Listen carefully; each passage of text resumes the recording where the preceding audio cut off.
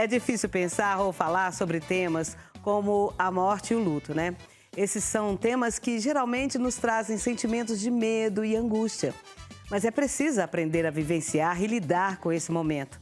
Para nos ajudar com isso, a Maíra Oliveira conversou com uma especialista. Vamos acompanhar agora. Bom dia, Cleide. Bom dia a todos. Nós vamos falar hoje sobre um tema muito importante, que é o luto. Muita gente passa por esse momento de perda de um ente querido, de alguém que gostava muito, mas que a pessoa infelizmente se foi e agora a gente tem que aprender a lidar com as emoções, lidar com esse sentimento. Fácil não é, mas a gente precisa entender todo o processo para poder enfrentar o luto e conseguir continuar seguindo a vida, né? Que a vida, ela continua. E para falar sobre esse assunto, eu estou recebendo a Geise Martins. Ela é psicóloga, ela vai explicar para a gente como enfrentar esse luto. Geise, existe uma maneira correta de enfrentar o luto ou não? Como se dá esse processo, né? Depois que você perdeu alguém querido e agora, como enfrentar? Como voltar a viver? Como encarar a vida? Então, hoje, né, a gente diz que não existe uma maneira correta, assim, um passo a passo para enfrentar o luto, né? Porque o luto, ele é um processo único para cada pessoa, né? Cada pessoa ele vai lidar com o luto de uma forma diferente. Então, a principal maneira de enfrentar o luto é respeitar a si mesmo, né, o seu processo, aquilo que te faz bem, aquilo que não te faz bem. E sempre a gente reforça o apoio, né, o apoio mútuo entre os familiares e a busca de apoio profissional quando é necessário, né? Mas o luto em si, ele é um processo que a gente diz que nunca termina. É um processo de integração entre aquilo que não é aquela presença ausente, né? A gente continua com a ausência, mas ao mesmo tempo é uma presença dentro. Então, esse processo entre a separação do material, né, da parte material daquele ente querido e da integração agora dentro, que vai determinar esse processo de luto, o qual não existe um tempo específico também, né? Cada um vai precisar de um tempo diferente e uma forma diferente de enfrentar. E muita gente fala sobre as fases do luto, os processos. Isso é verdade ou isso é só um mito?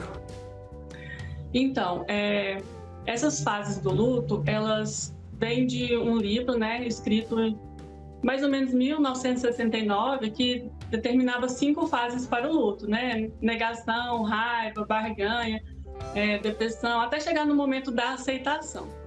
Mas hoje a gente sabe que os processos de luto, eles não vão passar, todas as pessoas não vão passar exatamente por esses 5 passos, algumas podem passar por um ou outro. Então, assim, não existe essa forma como era definida antes, né? Mas existem esses passos que as pessoas podem sim passar, principalmente no início, né? A questão da negação e a aceitação, que a gente fala que é lá na frente do processo. Geise, quando a gente perde alguém querido, vem automaticamente aquele sentimento de solidão, de vazio, né, que fica na alma. Muita gente aí procurando ajuda profissional justamente para ajudar a lidar com esse sentimento. Mas o que fazer? O que fazer quando a pessoa se sente sozinha, sozinho, quando ele sente que foi, no caso, abandonado pela pessoa que faleceu ali, né? Que ele sente aquele sentimento de ter perdido tudo. O que fazer nesse momento? Então, o luto, a gente não tem que lidar, né, só com o momento do luto e um passado, mas também essa questão do futuro interrompido, né? Que você imaginava ali muitas coisas que poderiam acontecer para além daquele momento. Então, o que fazer?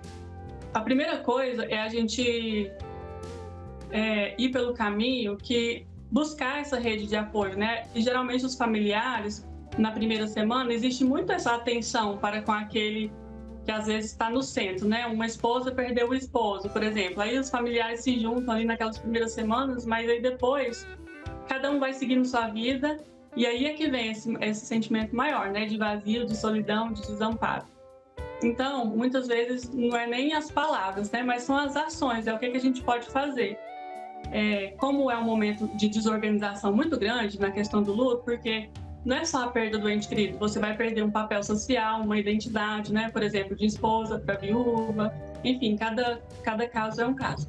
A questão financeira, que também vai se desorganizar, porque às vezes é o provedor, ou às vezes é a mãe que busca as crianças na escola, então é uma desorganização total ali da vida social da pessoa, né?